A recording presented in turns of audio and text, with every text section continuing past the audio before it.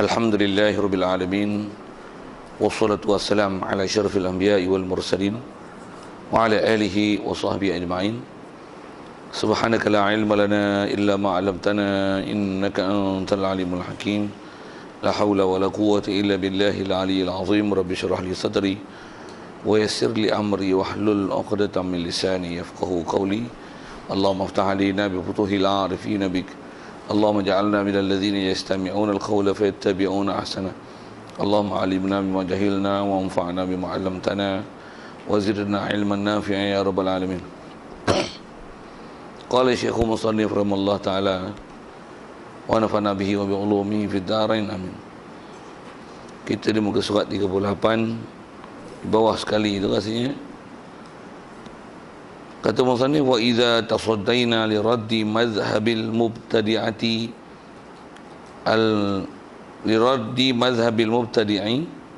al mudda'i mumasalatahu ta'ala lil hawadisi tamassukan bi zawahiri hadhihi nususi aw aradna tathbita aqidati ad-du'afa'i fi ad-dini fa naqulu ala tariqi at-ta'wil inna.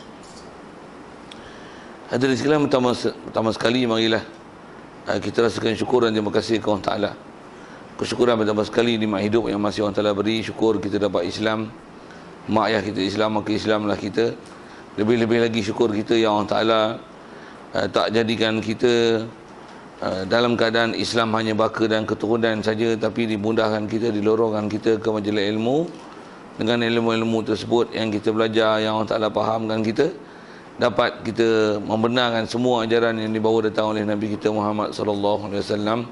Yang dengan kita membenarkan Nabi kita Muhammad sallallahu alaihi wasallam dengan apa yang dibawanya, itulah dikatakan iman. Syukur kita dapat Islam, dapat iman. Syukur juga yang Allah Ta'ala jadikan kita boleh taat, patuh pada perintah dia, meninggalkan larangannya. Yang dapat patuh ikut suruhan, tinggal larangan, itulah dikatakan taqwa. Syukur juga kesihatan, kelapangan masa diberi, hidayah taufik yang masih dikekalkan. Dengan itu ada keupayaan untuk kita hadir solat maghrib berjemaah di surau ini, dan insya-Allah kita manfaatkan masih ada dengan limpah kurnianya untuk kita meneruskan bacaan kitab daripada kitab Husnul Hamidiyah ni, insya-Allah. Kata musannif, wa idza tasaddaina li raddi madhhabil mubtadi'i al mudda'i mumasalatahu ta'ala lil hawadisi tamassukan bi zawahiri hadhihi nususi au ada sekalian, apa yang kita nak sambung ni insya-Allah kalau ikut adalah secara khususnya nak membicarakan bagaimana kaedah ulama khalaf pula, yang mereka ini kaedah yang kita dah belajar lepas. Dasarnya kaedah mereka adalah takwil, dan takwil mereka adalah takwil tafsili.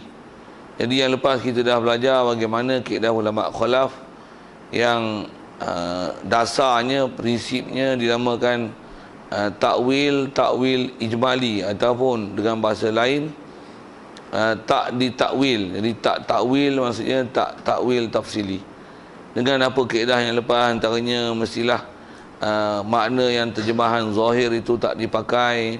Zahir bukan maksud yang dikendaki, lafaz memang ada, dan naklah bersihkan Allah Ta'ala daripada makna baharu. Lepas tu tafwidkan, serahkan maknanya kepada Allah Ta'ala. Itu pelajaran lepas.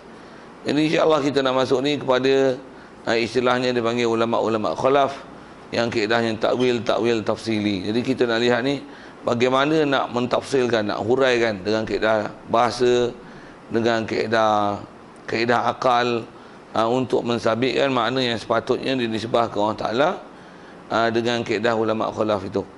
Baik, kata dia wa idza tasaddaina. Dan kata dia apabila kita nak beradab, nak bersemuka li raddi mazhabil mubtadi'i, untuk menolak mazhab ahli bid'ah. Dan bid'ah maksud di sini ialah orang yang mereka dalam berakidah yang mengiktikadkan Allah Ta'ala daripada ayat Quran atau hadis hanya berdasarkan terjemahan zahir. Ahli bid'ah yang dia nak masukkan ni adalah kumpulan bid'ah yang macam ni. Dipanggil bid'ah pasal memahamkan ayat Quran dan hadis hanya semata-mata berdasarkan terjemahan zahir daripada ayat Quran dan hadis, berpegang dengan terjemahan zahir daripada Al-Quran dan hadis, sedangkan zahir terjemahan Quran dan hadis tersebut membawa penyerupaan Allah Subhanahu Wa Taala dengan benda baharu. Hak inilah mazhab bid'ah yang dia nak bicara. Yang umumnya antara mazhab bid'ah ni Wahabiyah ataupun siapa saja yang berpegang dengan Al-Quran dan hadis mengikut pengkeedahan ini. Jadi kalau kita nak beradab, nak bersemuka betul-betul dengan mazhab macam ni, yang kata dia mazhab ini al-mudda'i, yang mendakwa mumasalatahu ta'ala lil hawadis, akan penyerupaan Allah Ta'ala dengan baharu. Ulama kita membahasakan mereka ini menyerupakan Allah Ta'ala dengan baharu, kan? Golongan yang macam ni dinamakan dia menyerupai Allah Ta'ala dengan baharu. Pasal apa? Pasal tamassukan bi zawahiri hadhihi nususi, kerana berpegang dengan terjemahan zahir daripada nas-nas ini. Nusus yang telah kita jumpa itu, ada di antara nas yang disebut adalah daripada Quran, dan ada yang nas disebut adalah daripada hadis. Jadi dia kata kalau kita nak beradab betul-betul, nak bersemuka betul-betul dengan kumpulan bid'ah ni, satu, au aradna, ataupun kata dia kalau tak istilah bersemuka dengan puak ni pun, dengan bahasa lainnya aradna, ataupun kita kendaki tasbita aqidati du'afai, untuk menetapkan, ataupun kata dia kalau kita nak menetapkan, nak mengkejapkan, nak mengemaskan, nak menghilangkan keraguan aqidati du'afa, akidah orang-orang yang lemah dalam bab akidah, fiddin, dalam bab agama, lemah tak mana, dia tak boleh nak memada dengan apa yang telah kita bicara lepas, dengan kaedah ulama salaf yang kawaidnya istilahnya tak takwil tafsili, ataupun bahasa lainnya takwilnya adalah takwil ijmali. Jika masih mengiktikadkan sabit lafaz, terjemahan memang ada tapi tak pakai, serahkan makna daripada Allah Ta'ala, dia tak kemas. Kepala otak dia, bahasa kepala otak lah, fikiran dia masih bahasanya melayani terjemahan itu. Dia tak boleh nak selesaikan konflik terjemahan dengan akidah dia, nak mengimani Allah Ta'ala, dia tak boleh nak selesai itu. Jadi macam mana nak bagi dia kemas, hilangkan konflik itu, hilangkan keraguan dia dan kemusykilan dia ataupun ketidakjelasan dia terhadap ayat Quran tersebut. Fanaqulu, maka nak kata, jadi serampang dua mata lah dia sebut ni, sama ada atau istilahnya nak mengkejapkan akidah orang dhaif. Dalam satu masa yang lain, kalau ada orang yang nama pahaman ahli bid'ah yang berpegang dengan zahir ayat ni, satu sudut kita bersemuka, kita nak beradab dengan dia, dan kena tengok nanti dia nak sebut bagaimana kaedah-kaedah untuk berhujah, untuk berlawan dengan mereka yang kalau katalah kita bukan ustaz sekalipun, orang biasa aja, dengan apa dia ajar nanti, insya-Allah kita faham, kita berakai macam mana nak beradab dengan mereka, walaupun kita tak ustaz, walaupun yang kadang-kadang berpahaman macam ni ustaz, katalah itu. Ya, ada ke ustaz yang tu? Ada? Yang tuan-tuan mengaji ni pun saya tengok muka ramai tak muka ustaz kan, bofi gitu kan, sedap ayat itu, walaupun ada yang ustaz. Tapi pasal kita wajib mengaji akidah betul, dan kadang-kadang ada ke ustaz yang tak betul? Ada. Yang di kalangan masyarakat kita tuan, kadang-kadang ada orang tak erti nak menilai ini, pada dia aci ustaz semua betul. Ni susah ni. Apatah lagi kadang dia level tinggi sikit, ada orang bubuh level tok guru. Ni aci tok guru je, maha guru je, semua betul. Dia tengok tak pasal maha guru tu kadang-kadang dia di atas label kan. Siapa pun label dapat. Kalau saya pun kalau bubuh maha guru dapat title maha guru, bukan payah. Tapi malu orang maha guru. Apa nak sebut tu, apatah lagi bubuh title mufti, tambah pula ahli syura pula, syura Malaysia, syura pula, syura akidah ataupun panel akidah, tapi kepala otak singgit, tak faham dalam bab akidah. Dia keluar pendapat, ataupun profesor amal yang ni fitnah akhir zaman dah ni lah. Jadi kita ni apa pun tak, SPM pun tak apa lulus, bahasa Arab pun tak pernah mengaji. Macam mana kaedah nak melawan itu walaupun dia profesor? Jadi serampang dua mata sebut tu dengan mana kalau satu sudut boleh dimunafaatkan ke situlah. Baik, rasanya sebelum sebut apa dia nak bagi hurai tu, nak sebut begini. Salah satu kaedah yang kalau ikut lama dah jumpa benda ni, tapi baru ni duk terdengar orang duk sebut satu perkara yang kalau kaedah mudah untuk berhujah dengan golongan Wahabi ni, ataupun kalau tak Wahabi pun, siapa saja yang berpahaman hanya memahamkan Al-Quran berdasarkan zahir ayat. Tuan-tuan hafal satu ayat ni pendek je. Kalau tak ayat pun ada hadis Rasulullah pernah sebut. Jadi ayat Quran nak sebut ialah ada ayat Quran yang kita selalu dengar gini, in tansurullah yansurkum wa yuthabbit aqdamakum. Macam mana? In tansurullah yansurkum wa yuthabbit aqdamakum. Macam mana? Okey, terjemah sekali lalu mana ya? In tansurullah, jika kamu menolong Allah, yansurkum, Allah Ta'ala akan tolong kamu. Wa yuthabbit aqdamakum, dan Allah Ta'ala menetapkan kedudukan kamu. Jika kamu apa? Tolong Allah. Apa faham? Kalau faham dengan zahir ayat, apa faham tolong Allah? Allah tak sempurna lah, dia perlu pertolongan. Mampu itu itikad kafir terus lama lagi. Okey, tu zahir tu panggil zahir ayat tu. Jadi maksudnya nak tanggung macam mana? Takkan kata tolong Allah Ta'ala, tolong yang layak. Macam mana tolong layak? Nak tanggung macam mana? Mesti dengan kaedah yang lepas kita belajar, mesti bukan makna tolong. Mesti lah kaedah yang kita dah belajar. Saja sekali lagi tuan, sebut benda tu, sebut orang tu memang kalau Wahabi dia kan tahu awal lagi. Dia macam mana nak jawab? Mesti dia akan kata tolong yang layak. Okey, tolong yang layak macam mana? Mesti makna dia kalau atas kaedah yang kita dah belajar lepas, atas kaedah salaf, tolong bukan makna tolong lah. Bukan tolong Allah. Tu tolong apa? Bukan makna tolong Allah. Bukan makna tolong Allah. Betul apa? Habis-habis tak kerti kaedah salaf. Apa? Bukan makna tolong. Memang sebut kataan tolong. Kita beriman dengan makna tolong. Betul apa makna? Wallahualam. Sudah. Okey. Atas kaedah yang khalaf kita nak belajar ni, ni yang kaedah takwil. Kaedah takwil tu kaedah bahasa yang kita akan jumpa datang. Cuma saya nak sebut tu awal pasal dia ada makna mantap situ yang kalau sebut masalah yang mutasyabihat, yang bermasalah dari sudut kata muka, tangan, macam-macam dia nak kata tu kan. Macam mana pun yang ni ayat ni macam mana nak tanggung kata tolong Allah, faham pada tolong Allah, Allah tak sempurna. Okey, satu. Jadi kalau ikut kaedah khalaf, sebut awal-awal lah. Maksud tolong Allah maksudnya tolong agama Allah. Kalau istilah Arab dipanggil yang tu ialah ala takdiril mudhaf. Tolong agama Allah. Tolong Allah maksudnya tolong agama Allah. Tolong agama Allah, bukan tolong Allah Ta'ala. Tolong agama Allah Ta'ala macam mana? Kamu mengaji dia elok. Lepas tu mengajar dia. Lepas tu tak boleh mengajar pun bagi sumbangan. Lagi apa? Apa saja yang istilahnya nak daulatkan agama Allah Ta'ala, sebarkan, pertahankan, apa saja istilahnya tolong agama. Kamu mengaji, hantar anak pada tempat yang sepatutnya nak support agama, itu istilah tolong agama Allah Ta'ala. Mesti makna huraian itu. Itu kaedah khalaf lah tu. Kaedah khalaf lah tu. Okey, itu satu ayat Quran. Hadis. Ada hadis sebutnya ni. Ihfazillaha yahfazuka. Kod tak biasa dengar tu kan. Ihfazillaha yahfazuka. Ihfaz. Apa nak ihfaz? Sekali lagi sebut tak? Tuan-tuan tak biasa sebut lagi, lupa dah tu.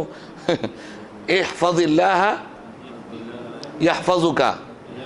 Ihfazillaha ihfazillaha yahfazuka. Terjemah. Ihfaz. Apa makna? Jagalah Allah Ta'ala. Tadi suruh tolong, ni suruh jaga pula. Hadis Nabi baik. Hadis sahih tu. Tolonglah Allah Ta'ala, apa kan? Jagalah Allah Ta'ala, apa akan jadi? Yahfazuka, Allah Ta'ala akan jaga engkau. Lagi nak jaga Allah Ta'ala macam mana? Dipakat. Takkan jaga yang layak. Betul apa yang layak? Memang yang layaknya bukan makna jaga. Sekali lagi, kaedah yang sama. Dia adalah takdiril mudhaf. Jagalah Allah. Maksudnya apa? Jagalah agama Allah. Siap. Jaga macam mana? Buat kurikulum bagi betul. Susun pendidikan daripada pra-sekolah. Lepas tu, sekolah rendah, sekolah menengah. Peringkat apa? Ijazah. Sebelum tu, sebelum ijazah apa? Sijil, diploma. Lepas tu, master sampai PhD. Susun elok-elok lah kurikulum. Itu jaga agama Allah Ta'ala. Syarah tu agak panjang, tapi saya nak faham maksud syarah kan, jagalah agama Allah Ta'ala. Itulah kaedah khulaf.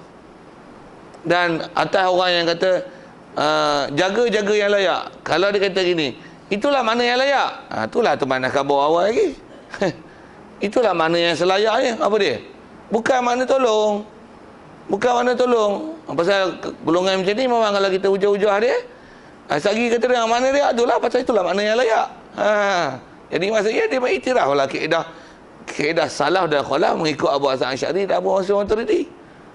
Tapi dalam masa yang sama, dia sepak Abu Hasan Asy'ari dan Abu Mansur Maturidi. Lepas tu, dalam masa yang sama, bila dia tergelincir, tu dia itikad, ada tangan, ada muka. Memang tangan lah, muka lah, mana boleh takwil. Dah dia tak boleh takwil pula lah. Mengertikan dengan mana tolong Allah tu, dengan mana tolong agama Allah, itu takwil lah tu namanya. Dan takwil tu bukan takwil salaf, takwil khalaf lah tu. Dan kalau takwil salaf, saya sebut tadi sekali lalu, mana tolonglah Allah, peliharalah Allah, bukan atas kalau kata yang salafi wahabi itu, tolong Allah maksudnya tolong yang layak. Di syarah itu tolong yang layak. Macam mana? Betul? Macam mana nak beramal dengan ayat Quran tu? Ayat-ayat perintah. Wallahu alam. Takkan kalau tak akidah, yelah muka sebut pergi lah, walaupun kalau ikut pahaman tu salah kan. Ada di langit, ada yang layak. Layak macam mana? Tanyalah Allah Ta'ala. Okey, itu bab akidah. Kalau bab beramal, tolong agama Allah Ta'ala. Allah Ta'ala akan tolong kamu. Untuk tolong macam mana? Tolong yang layak. Untuk nak tolong macam mana? Macam mana nak beramal? Ayat-ayat beramai. Ayat suruhan. Bukan ayat itikad. Ayat itikad kot lah. Yang layak dengan Allah Ta'ala, tanya Allah Ta'ala. Kita tu sembang banyak-banyak. Yang tu tak payah sembang. Ni, nak suruh pelihara, takkan tak payah sembang. Macam mana nak hurai? Macam mana nak ambil maksud? Macam mana nak ambil faham? Boleh? Saja nak lambur tu. Ayat Quran satu, hadis satu. Apa-apa yang jumpa ke Wahabi, tabur ke tu. Untuk Allah Ta'ala sempurna tak sempurna? Oh, dia kan kata, Allah Ta'ala kita wajib itikad. Dia adalah Tuhan yang sangat sempurna. Tu ayat suruh tolong Allah Ta'ala tu macam mana? Takkan nak faham Allah Ta'ala tak cukup? Dah kata sempurna, untuk macam mana? Tak belaga ke ayat Quran tu? Yang ni kata Allah Ta'ala sempurna. Allah Ta'ala kami ada sifat kamalat. Ni suruh tolong Allah, suruh pelihara Allah. Jadi Allah Ta'ala pun kena jaga, Allah Ta'ala pun kena tolong. Dah kena tolong, orang kena tolong selalu tak sempurna. Jawab. Bagi dia selesai lah tu. Itu kaedah-kaedah hujah lah, kaedah-kaedah mantiqi lah, kaedah-kaedah lawan, untuk menunjukkan bahawasanya apa pahaman yang macam mana kita dah bicara dulu, yang salafi al-wahbi itu, yang asal kita bicara yang nama ditamassukan bi zawahiri hazi nusus. Dia berpegang dengan zahir nas tu. Dan memang pahaman itu adalah salah. Pahaman itu adalah salah. Sebelum teruskan, tentu dulu. Kalau agak tak selesai ayat Quran yang kita sebut tu, dah hadis tu. Ada? Kalau ada soal situ. Pasal itu buah besar tu. Simpan senjata elok-elok. Orang serang dia, buat keluar tu, tunjuk. Lari dia. Sikit lah kan. Istilah macam tu. Tuan-tuan pun kata agak tak apa. Hapi ya. Susah juga tu. Satu suruh hapi tu sikit. Sikit je tu kan. Apa yang pun. Baik. Fanaqulu. Jadi kalau tak ada soalan tu, tengok, kita nak tengok apa yang diuraikan oleh ulama, apa kaedahnya. Fanaqulu ala tariqit ta'wil. Maka kami nak kata, kami ni pengarang lah. Dan disebut naqulu tu juga nak isyaratkan ini adalah digunakan naqulu, maksudnya kami nak kata tu adalah dia sebagai wakil di atas kumpulan ahli sunnah wal jamaah dengan kaedah ulama ahli sunnah wal jamaah. Ini kaedah dia. Bukalah semua kitab ulama ahli sunnah wal jamaah mengikut kaedah Abu Hasan Asy'ari Maturidi atas penamaan macam tu. Salah silah ada, kita dah bicara sekali lalu akidah ahli sunnah wal jamaah ni. Allahumma salli ala sayyidina. Jadi atas nama tu dia lah atas akidah ahli sunnah wal jamaah mengikut tarik akidah Abu Hasan Asy'ari dan Abu Mansur Maturidi. Kami nak kata macam ni, kata dia. Kata macam mana? Ala tariqi ta'wil, di atas jalan ta'wil. Macam mana nak kata? Inna tilkan nususa tahtamilu ma'aniya ghaira ma yutabadaru minha. Okay. Pertama nak sebut macam ni. Sesungguhnya tilkan nususu, inna tilkan nususa, bahawasanya demikian tu nas itu, nas tersebut, nas yang nama mutasyabihat itu, dia tahtamilu ma'aniya, dia boleh menanggung ma'aniya, beberapa makna. Dia ada macam-macam makna. Kalau kata muka, macam-macam makna muka. Yang ni pun memang Wahabi iktiraf. Tapi itulah dia faham, dia nak, orang kata apa, kepala batu kan, nak kata muka. Kalau kaedah takwil, muka itu antara salah satu makna. Tapi takkan nak gaduh gagah pakai makna muka. Gaduh gagah ni bunyi orang baling sikit kan. Sini Sungai Petani pakai bahasa gagah tak? Gagah. Oh, boleh faham kata gitu. Takut tak faham je, satu tanya balik. Gagah. Pulun juga nak pakai makna sebiji tu. Tahtamilu, dia boleh menanggung ma'aniyah, macam berbagai makna. Ma'aniyah ni kalau kita belajar bahasa Arab, dia jamak, dia plural daripada singular dia. Maknaya ni ma'ani. Kita belajar sifat ma'ani tu, lah. Ma'aniyah, beberapa makna. Yang makna ni kata dia ghaira ma yutabadaru minha, lain daripada apa yang disegera faham daripadanya. Jadi dia ada makna, istilahnya terjemahan, kalau perkataan, satu perkataan tu, khususnya ayat-ayat mutasyabihat, bahkan umum bahasa Arab ni, setiap kalimah dia ada istilahnya, ada yang segera faham makna itu, dan ada juga tengok dari sisi penggunaan Arab ada makna lain. Yang ni yang kita bila tak cukup skill, tahu satu makna je, duk pakai makna tu lah. Tu yang selalunya kantoi tu. Pula tu gagah, tu bahasa lagi gagah tu. Gagah nak pakai makna tu tak mahu pakai makna lain. Dia ada ma'aniha ghaira ma yutabadaru minha. Pula tu kata dia, makna yang ni la tastalzimu mumasalatahu ta'ala lil hawadis, yang tak melazim ia, ma'ani ni, mumasalatahu, akan mumasalah penyerupaan Allah Ta'ala lil hawadis, bagi benda baru ataupun bagi makhluk. Ada makna lain yang kalau terjemah tu tenteram, dia tak jadi makna makna Allah Ta'ala ada keserupaan dengan makhluk. Ada makna yang macam tu, walaupun ada makna yang makna menyerupai makhluk. Terjemahan tu, translation tu sendiri. Wabil hamli alaiha tuwafiqul adilata akhliyata wa naqliyata adalata ala tanzihihi ta'ala anil mumasalati. Baik. Jadi asal sebut dia sebut begini. Jadi nas tu kalau ikut kaedah bahasa, selain daripada makna yang selalu duk terjemah, muka, tangan, kaki, ada kita sebut masalah lepas, mata, kita sebut tadi tolong Allah, tolong Allah tu maksud macam mana tu? Dia ada makna-makna yang lain daripada makna yang segera faham. Tolong Allah, dia bukan maksud tolong diri Allah, zat Allah, tak, tolong agama Allah, kan ada maknanya tu. Bahasa Melayu kita pun ada sebut macam tu. Jadi tak sebut tentang prinsip, dia ada makna yang dia la tasalzimu mumasalatahu ta'ala lil hawadis, tak melazimkan ada penyerupaan dengan baharu, wabil hamli alaiha, dan dia kata dia dengan kita tanggungkan makna alaiha ala ma'ani, dia atas makna-makna tersebut, tuwafiqul adillata akhliyata, muafakatlah ia ma'ani, makna-makna ni dia akan muafakat, dia akan matching, dia akan tatbik, dia akan sesuai, relevan, adillata akhliyata, akan dalil-dalil akal, wan naqliyata, dan dalil-dalil nakal. Jadi dengan Quran tak bercanggah dengan ayat Quran lain yang kata tak serupa dengan baharu itu juga tak bercanggah dengan dalil akal yang kata berlaku kontradik.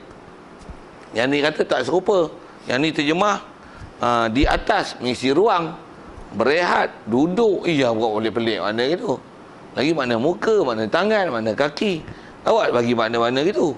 Sedangkan ada makna lain, yang bubuh makna lain, tenteram, sejahtera, tak ada masalah makna. Yang kata dia dalil akal dan dalil nakal ni adalah yang menunjuk ala tanzihihi ta'ala, dia tak bersihnya Allah Ta'ala, sucinya Allah Ta'ala, tak adanya Allah Ta'ala anil mumasalah, daripada penyerupaan baharu.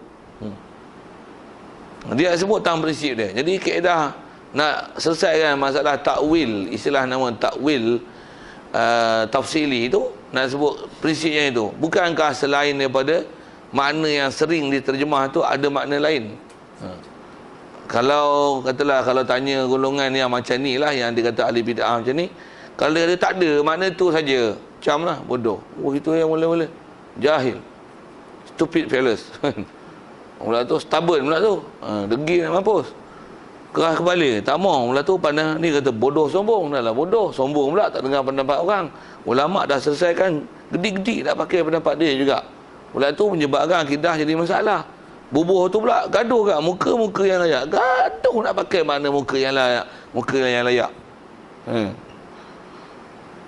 Sedangkan ada makna lain. Baik. Wa ta'manu bizalika minal khata' bil i'tiqad, dan kata dia selamatlah ia makna-makna ni bizalika, dengan demikian itu ihtimal, dengan kita tanggungkan pada makna lain tu, sejahteralah minal khata', sejahteralah makna itu daripada tersalah bil i'tiqad, pada i'tiqad. Allazi, yang i'tiqad ini kata dia rubama yu'addi ilal kufr, tak kena. Allazi, yang salah ini, rubama barangkalinya, yu'addi membawa, mengakibat ia salah ini, ilal kufur, pada kufur, wal iyadzubillah. Makna yang salah tu boleh bawa pada kafir. Tu kita takut sangat. Jadi makna yang segera faham tu, dah ada makna lain, apa kaedahnya? Pasanglah makna lain. Sekali lagi sebut ke apa pasal gedik-gedik tu. Apa pasal gedik-gedik nak buah makna hak salah tu. Tuan-tuan, kalau saya sebut mudah ini, kata kalau kita belajar bahasa Arab, antara makna yang selalu dibelajar lah kan, doroba lah. Tuan faham saya cakap apa? Kalau tuan-tuan tak pernah belajar Arab pun dengar lah saya sebut kan. Kalau macam kita belajar bahasa Inggeris pun, dia ada common words dan yang kita sebut. Ini yang kata common student belajar Inggeris mesti belajar kalimah ni. Eat, drink, betul ya? Walk, write, draw. Alah, tu kindergarten punya ilmu lah. Begitu juga Arab ni, dia ada kindergarten punya mufradat kan, dia punya vocabularies. Apa dia? Doroba lah. Apa makna doroba? Pukul. Okey, takkan tuan-tuan nak bagi makna pukul juga ayat ni? Alam tara kaifa daraballahu masala. Adakah tidak bagaimana kamu lihat, adakah tidak kamu lihat bagaimana telah memukul oleh Allah Ta'ala, akan contoh. Takkan nak bagi bodoh-bodoh makna itu. Mana doroba tu apa? Antara makna doroba, pukul. Makna apa lagi dah apa doroba? Antara makna doroba maksudnya membuat misal dan contoh, membuat perbandingan, buat analogi. Jadi gaduh nak pergi makna pukul tu apa? Kadzalika yadribullahul amsal. Demikianlah telah memukul oleh Allah Ta'ala, akan contoh-contoh, akan perbandingan-perbandingan, akan analogi-analogi. Takkan analogi Allah Ta'ala pukul takkan bodoh gitu kan. Kotlah bahasa, kalau katalah bahasa Melayu, ada pukul tu dengan makna lain. Katalah itu memang pakai pukul tapi makna lain. Macam orang tua-tua dulu ambil gambar, dia kata apa? Pukul gambar stay. Pukul gambar stay. Ni bunyi baling kan. Pukul gambar. Tuan-tuan mesti dengar bahasa itu. Mesti dengar. Orang tua-tua dulu guna pakai pukul gambar. Pukul gambar tu maksudnya ambil gambar. Pergi kedai gambar, pukul gambar satu. Pukul gambar tu ambil gambar. Orang tak panggil ambil gambar, pukul tu. Tak ada lah. Kalau ada makna gitu. Tapi kalau tak ada, gedi-gedi pakai makna pukul apa pula tu. Baling hulu tu boleh lah, faham gitu. Ni bunyi kelah hulu, baling, gerik sama kan ni. Bahasa macam ni, pukul ni. Kedah saya tak berapa ada pengalaman duduk sini. Saya tak bercampur dengan orang Kedah lama kan. Apa cerita ni? Nak cerita lurah tu. Jadi kalau Quran pun, apa pasal doroba tu gaduh nak gedik-gedik makna pukul? Ya, senang je. Itu je, sikit bandingan bahasa dan sedikit penakulan akal itu. Gedik-gedik nak pakai makna tu buat apa? Okey, boleh. Itu yang dia sebut. Gedi-gedi nak pakai makna muka. Ya Allah. Padahal banyak makna lain. Gedi-gedi nak pakai makna atas juga. Padahal banyak makna lain. Pula tu, bila salah pula tu, dia bukan saja salah biasa, tapi salah tu rubama kata dia yu'addi ilal kufr.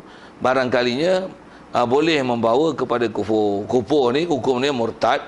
Sama macam taraf. Siapa tu? Kasih Ahmad. Kan? Cuma Kasih Ahmad tu tolak. Yang ni silap. Yang tu tolak. Yang ni silap i'tiqad. Dari segi salah, kalau kaedah tauhid ni, dia silap, ada silap maaf tau.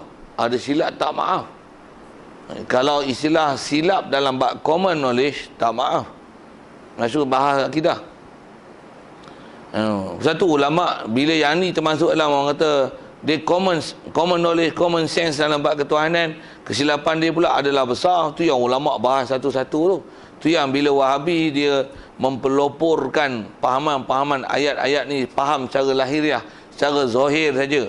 Awal-awal dia kata wajib i'tiqad Allah Ta'ala ada muka, Allah Ta'ala ada tangan. Dia sebut dengan bahasa begitu. Dia mempeloporkan pahaman-pahaman terjemahan ayat tu pakai. Dia faham macam tu. Bila faham macam tu, dia boleh bawa pada kufur. Lepas tu ulama lawan habis-habis. Jangan pakai makna macam tu. Salah. Pasal dia boleh bawa pada kufur.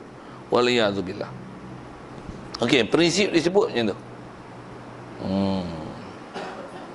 Tentu dulu soal tentang prinsip, kata dia ada makna. Makna dia bukan satu. Khususnya ayat mutasyabihat ni, dia ada banyak makna. Dia ada makna dekat, makna jauh. Tengoklah yang makna munasabah. Kalau tuan-tuan buka kamus pun, buat misal lah. Kalau tuan-tuan ada kamus Arab, buka. Kadang-kadang nak terfaham kalimah Arab, kita Arab. Tuan-tuan katalah pandai buka kamus, dia ada macam-macam makna. Buka-buka, makna apa tuan-tuan nak pakai? Mestilah makna yang munasabah. Kenapa? Satu, tak makna yang ada. Dua, mestilah munasabah dengan penakkulan akal. Ayat ni nak buat makna apa? Sebut satu bahasa Inggeris boleh tak? Dia boleh makna macam ni. Kadang-kadang bobi yang ada pronunciation, dia bukan eja kan.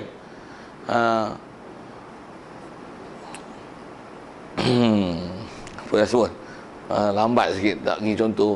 Tak biasa sebut dah tu. Lambat, dia nak cari kalimah tu.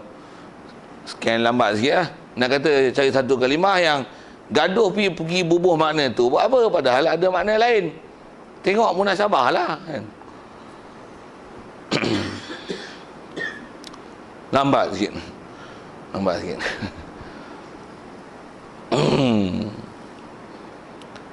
Sikit kalau saya sebut dengan contoh saya beri tadi yang kata ihfazillah tu kan. Buat misalnya ni, katalah saya tanya ini kat tuan-tuan, nak main mengaji ni, nak maghrib dah makan belum? Makan dah. Masa makan tu lapar ke jangan? Kata dia lapar. Berapa pinggan makan? 3 pinggan aku makan tadi. 3? Itu untuk makna tadi. Ihfazillah. Jagalah Allah. Mana pula Allah kena jaga? Ni mana pula makan pinggan? Berapa pinggan kau makan? 3 pinggan aku makan. Apa maksud 3 pinggan tu? 3 kali tambah, itu atas huraian. Kalau atas kaedah saya sebut ni, tolonglah Allah, maksudnya tolong agama Allah. Kalau istilah Arab dipanggil ala takdiril mudhaf. Ada mudhaf depan tu. Tolong Allah maksudnya tolong agama Allah. Makan 3 pinggan. Apa maksudnya? Makan nasi 3 pinggan. Ala takdir mudhaf. Makan nasi 3 pinggan. Makan 3 pinggan. Masuk makan nasi 3 pinggan. Bukan makan 3 pinggan. Makan 3 pinggan, konyah buat keropok lah pinggan tu. Kan ada makna gitu kan. Macam mana pun nak sebut apa. Itu pengkaedaan bahasa Melayu.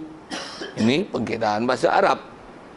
Cuma bila nak sebut ini Melayu bila tak faham Melayu, Arab pun bila tak faham Arab, tu jadi rosak. Dan rosak tu bukan saja rosak dari segi terjemahan, tapi rosak makna dan rosak akidah. Itu masalah kita.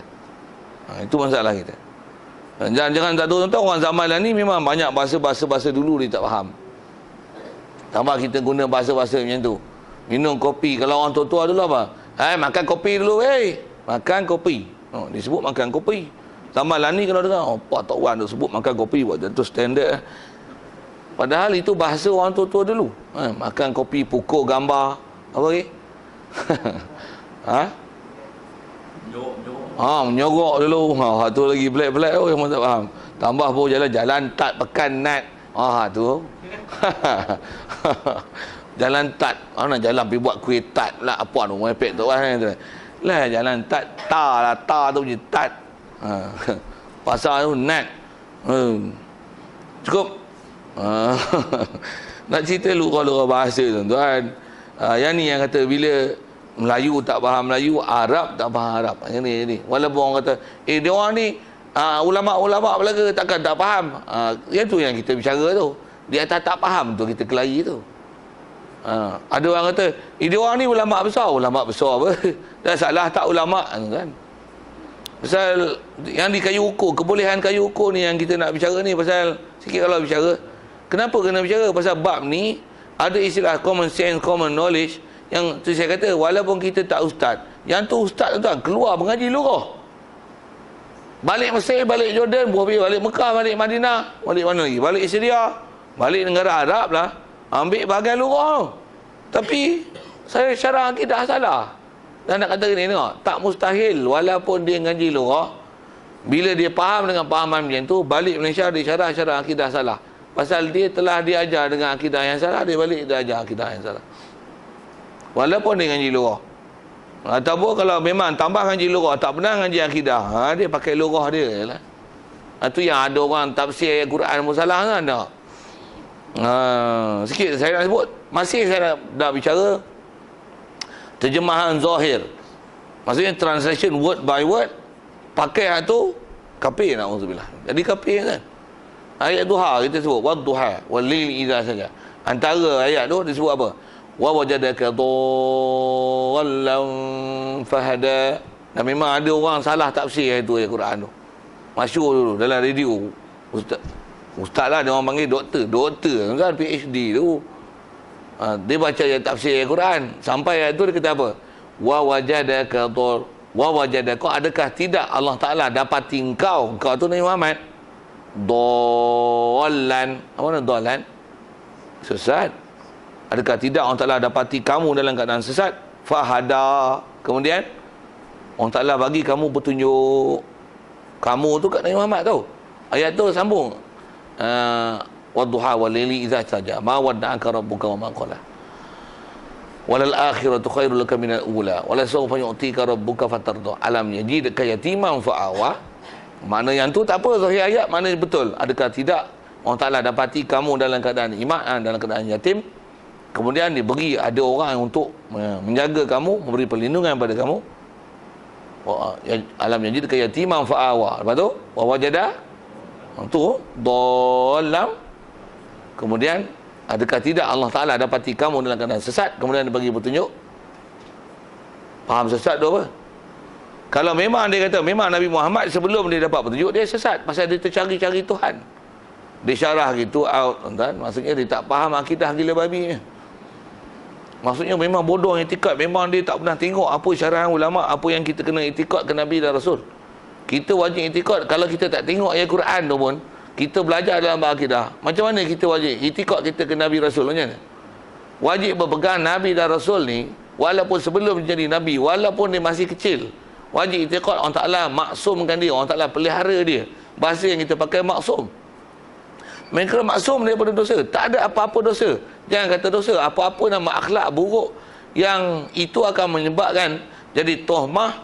Seandainya bila dia jadi Rasul nanti, itu jadi orang kata jadi reputasi yang memburukkan. Rekod daripada masa dulu yang bila dia berdakwah orang akan jadikan itu sebagai hujah untuk menghalang untuk mesej dakwah itu. Allah Ta'ala tak bagi jadi keadaan itu pada Nabi dan Rasul. Tak ada kan? Tak ada. Satu, tak ada Nabi seorang pun yang bila kecil-kecil sembah berhala. Tak ada. Nak cerita apa? Mencuri. Apa? Tak ada. Semua Nabi-Nabi daripada kecil akhlak dia baik. Tak boleh kata Nabi Muhammad ni kecil-kecil pun main parit juga. Dia pun lolak juga. Apatah lagi bahasanya? Sesat. Kafir tu kan? Kalau dia kata Nabi Muhammad sesat tu. Itu macam mana nak sebut dua ayat Quran tu? Mesti kata apa? Bukan makna sesat. Kaedah salah lepas. Apa? Bukan makna sesat. Apa makna dia? Wallahualam, tapi bukan makna sesat. Subhanallah. Tak mungkin makna sesat. Walaupun kita ni Quran sebut sesat, memang Quran sebut sesat, bukan makna sesat. Makna sesat bercanggah, takkan Nabi Muhammad sesat. Itu nak buang ayat mana Allah yang dia yang qad ghafara laka ma taqaddama min dzambika wa ma ta'akhkhar. Orang telah ampunkan apa dosa kamu yang akan datang. Maksud ampun tu kalau ikut maksud sebut ulama tafsir dengan makna pelihara. Tu yang bahasa kalau kita belajar ilmu akidah, maksum sebut ulama, istilah ulama maksum. Di atas kaedah tu juga kan. Tu yang kalau Wahabi dia ada salah dalam bab i'tikad. Tu dalam bab tu satu Kalau tak Wahabi pun siapa-siapa yang dengan dia ambil kaedah apa translation yang ada pakai telan sesat kan. Itu saya sebut apa? Intan surullah tu wa wajadaka dhallam fahda. Lagi apa lagi? Kisah Nabi Adam. Nabi Adam turun balik syurga siapa? Makan buah khuldi. Berdosa lah. Tak dosa macam mana nak turun? Pergi. Habis akhirnya kafir lah tu tak? Itu berdosa tak berdosa? Wajib i'tikad Nabi Adam tak dosa.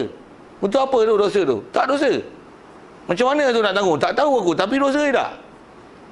Walaupun sebut dalam Quran fa'asa Adamu rabbahu faghawa. Terjemah tu asa, derhakalah Nabi Adam akan Tuhannya. Faghawa, kemudian sesat je. Walaupun terjemah macam tu. Bukan makna derhaka tu derhaka kurang ajar. Bukan makna sesat tu sesat dengan makna tak dapat hidayat. No. Translation bukan makna macam tu. Translation makna macam tu, tapi bukan maksud translation. Ayat Quran tu tak boleh nak bagi hurai dengan translation itu. Ayat mana, surah mana, pergi tengok tu. Ada kamu Quran pergi buka tu. Sebut fa'asa Adamu rabbahu faghawa. Tengok ghawa, ghain waw rumah ya tu. Ghawa. Buka kamu tu pasal ada Quran yang ada indeks apa kan. So you see yourself lah, saya tak hafal surah mana, ayat mana. Saya tak boleh buat macam Dr. Zakir Naik tu. Besar siapa? Apa saya tak hafal tu. Tak hafal tu. Dia tak apa. Tak dia pun banyak orang hafal Quran. Fatihah pun saya sebut dah kan. Kita Fatihah sebut nombor berapa pun kalau kabut jari. Kena mula pada depan baru boleh bilang ayat. Jadi sorry lah saya tak boleh sebut ayat mana, surah mana tu. Tapi ayat Quran tu. Ayat Quran begitu juga. Inta surullah yang surkum wa yusabbis aqdamakum. Ayat Quran tu. Yang tu ingatlah surah tu surah Muhammad ataupun surah Muhammad. Muhammad lah. Nama surah tu surah Muhammad. Juzuk 20. Lambat sikit saya cari tu. 25, 26. 25, 26 tu kot. Kod-kod kod kita jenis tak apa betul-betul duduk lokasi juzuk mana apa-apa. Kita tak apa dengan format macam tu. Macam mana pun nak sebut tentu ayat Quran. Jadi kalau tengok dengan terjemahan sekali lalu, kalau pakai ayat tu, tu yang bagi huraian merepet tu. Satu, bila dia baca Quran, lepas tu terjemah, lepas tu tafsir, tak ada disiplin tauhid. Habis. Satu, saya dulu tuan-tuan duduk ngaji, tutup guru duduk ajar. Dia kata, hampa nak ngaji tafsir, nak ngaji hadis, kena ngaji akidah dulu. Hampa itu juga, nak ngaji hadis, nak ngaji Quran, ngaji fiqh dulu. Tak ngaji fiqh, tak ngaji tauhid, pergi terjun ngaji Quran dengan hadis. Biar mu. Sehari kita sebut ini bukan ada hadis kata macam ni. Dia canggah. Sehari kita sebut akidah macam ni, bukan ada hadis kata macam ni.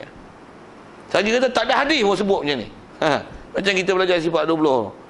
Kita duk ngaji sifat 20. Tauhid yang ulama dah buat rumusan siap dah. Tiba-tiba tak ngaji sifat 20. Tu ngaji tauhid, ngaji kulhu. Untuk macam mana? Tak ada hadis, tak ada ayat Quran sebut suruh ngaji sifat 20. Merepek. Dia mula merepek sifat 20. Yang tu punca kan? Tu punca lah. Duk belajar apa? Rukuk-rukuk wuduk. Mana ada Nabi sebut rukuk wuduk ada 6. 4 basah, 2 kering. Apa duk merepek tak bisa duk dengar. Mana ada hadis sebut itu? Memang hadis tak sebut. Tapi tu semua rumusan pada Quran hadis tu. Quran sebut 4 kan. Faghsilu wujuhakum wa aydiyakum ilal marafiqi wamsahu bi ru'usikum wa arjulakum ilal ka'bain. Quran sebut 4 je. Mana rukun 6? Lu tak nampak hadis innamal a'malu binniyat. Niat. Untuk tertib macam mana? Ada Rasulullah sebut ibda'u bima bada Allahu bih. Pasal Rasulullah pernah sebut tu ketika sahabat bertanya tentang sopa marwah. Nak buat mana dulu? Sopa dengan marwah ni. Nak kira sopa marwah ke marwah ke sopa? Rasulullah kata ibda'u bima bada Allahu bi. Mulakan dengan apa yang Taala mulakan. Jadi ambil faham pada hadis tu apa yang tertib dalam Quran pakai. Nah, bulan tu tiang ada tertib. Basuh muka, tangan. Kalau ikut belajar bahasa Arab dengan lughah Arab, wow, dia tak memahamkan tertib. Sikit saya sebut ke huraian tafsir tuan-tuan. Tapi bila orang tak faham, mula disyarah ayat Quran pening, baca ayat Quran dulu no. Allah Taala sebut dengan wow. Wow ni disyarah bahasa Arab je. Wow li mutlaqil jami'. Dia menunjukkan semata-mata himpun. Jadi tuan-tuan nak ambil wuduk berdasarkan ilmu tafsir. Tuan-tuan boleh basuh tangan dulu, kaki dulu, kepala dulu, ikut tuan-tuan. Pasal apa? Wow dalam Quran tak memahamkan tertib. Jadi tuan-tuan boleh ambil wuduk mana-mana. Sah. Pasal apa? Pasal itu adalah kaedah bahasa Arab dan Quran turun dengan bahasa itu. Mampu nak sesat anytime, bila-bila. Saya syarahan tu syarahan sesat tu. Tak betul tu, salah tu. Salah gila. Tak ada ulama kita bagi syarahan itu. Yang tu yang bila ngaji tafsir, dia ikut tafsir, ikut kepala otak dia tu pening. Tu yang bila kita hujah, kita apa tak ada. Kita ngaji PK, ngaji tauhid, dia ngaji tafsir. Berlawan.